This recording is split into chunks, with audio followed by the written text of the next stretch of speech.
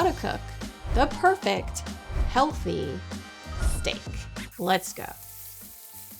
Okay, so obviously I have to discuss beef quality first. If you don't care about this part, skip ahead, but your health cares. If at all within your budget, ideally, you want steak with all three of the following qualities: organic, 100% grass-fed, and pasture-raised. Unfortunately, the days of being able to grab any old steak and have it meet these standards are long gone. Number one, organic. Anything these cows eat will not contain synthetic pesticides, antibiotics, or hormones. Remember, you eat what your cow eats. Number two, 100% grass-fed, aka grass-fed and finished. This means cows eat grass or other forage, like hay, for example, and are not fed grains. Feeding cows grains isn't actually natural. They aren't meant to eat it, and their stomachs don't digest it well. Go to a country like Ireland, for example, and you don't even have to worry about buying grass-fed. These cows are naturally going to be eating grass, and buying steak there is a lot simpler, the way it should be. And 100% grass-fed is going to give you higher levels of omega-3 fatty acids, more conjugated linoleic acid, more antioxidants like vitamin E and beta carotene, and will be leaner.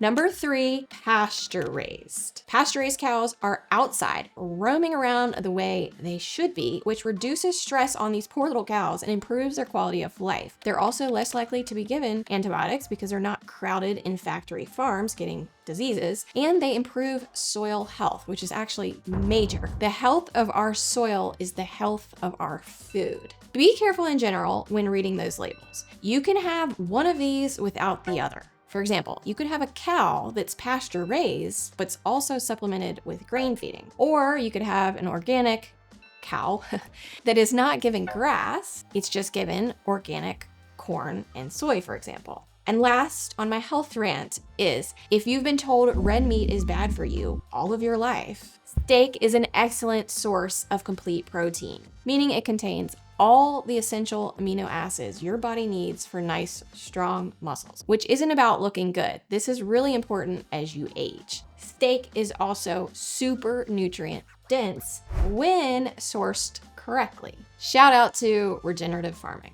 Now that the health talk is out of the way, start with a good steak cut. Here are some great options. From leanest to fattiest: filet mignon, sirloin, New York strip, T-bone, or ribeye. Filet mignon. This steak is lean with exceptional tenderness and a price tag that's gonna match it. It'll melt in your mouth like butter though.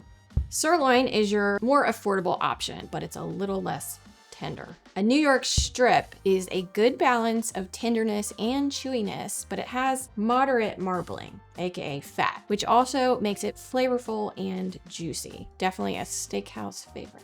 T-bone, my sold out cut, but that's okay because it's a combination of two different cuts of steak that we already have here, your New York strip and filet mignon, attached to one bone. Why choose one when you can have both? And finally, your ribeye. This has the most marbling, which gives it lots of flavor, tenderness, and juiciness, but it may be overly fatty and greasy for some tastes. Prep. Bring your steak to room temperature for at least 30 minutes. Do not skip this step.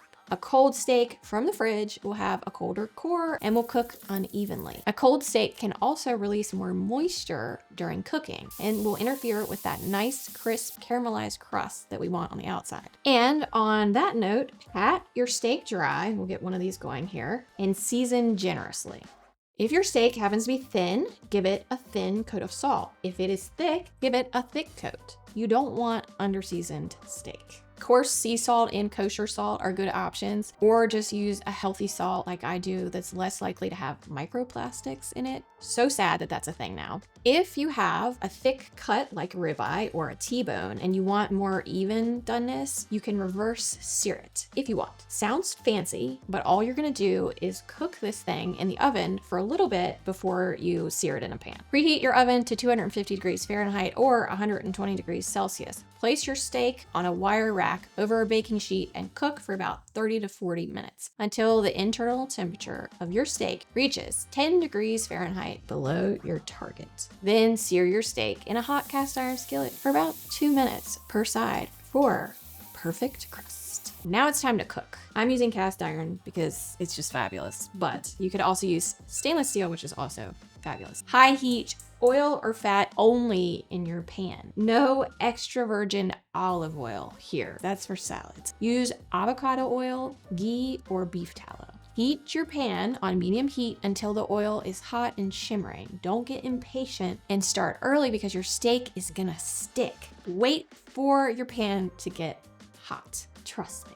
And once your steak is down on the pan, don't be tempted to move it. It will naturally release from the pan if you wait. Now, sear for 2 to 6 minutes on each side based on your desired level of doneness. It's gonna be really hard to eyeball the level of doneness here. So if you care, which I don't, but most people do, use a thermometer. And here are your internal temperatures. And baste with butter during the last few minutes. This sounds fancy, but just means that you're gonna douse your steak with butter while it's still cooking. Add garlic and fresh herbs like thyme or rosemary for extra flavor. Stick them in that butter and throw it on. The butter will soak up the flavor. Now that your steak is done, let it rest for 5 to 10 minutes before serving. You could cover this and let it vent a little bit so it doesn't steam, so it doesn't get super cold. This is important because when you cook steak, the heat causes its juices to move to the surface, but as the steak rests and cools, the muscle fibers relax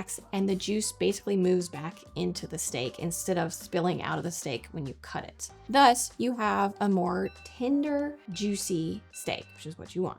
One more cooking method I want to briefly mention because it's become increasingly popular is using an air fryer to cook your steak. Unfortunately, most brands contain PFAS, and some that don't instead use phthalates as a non-stick coating, which are known hormone disruptors. So really do your research if you're going the air fryer route because you could be introducing more toxic chemicals into your food. The last thing I'm gonna leave you with is how to cut your steak. Cut against the grain. By grain, we mean muscle fibers. You're gonna go perpendicular to those muscle fibers. Look at how much less work your teeth will have to do when we cut against the grain versus how much more work your teeth have to do when we cut with the grain. Cheers. Juicy and tender. Steak, as long as it's properly sourced, as I mentioned earlier, is a nutrient-dense powerhouse. Conventionally raised beef from cows, packed into factory farms, being filled with antibiotics, is not. In today's world, we can't just buy steak. We have to know more about how the cattle was raised. Unfortunately, that's my big pet peeve. Anyway, because of that, make sure you do your homework next time you buy it, and your body and your mind will thank you. Remember to eat real food, and I will see you in the next video.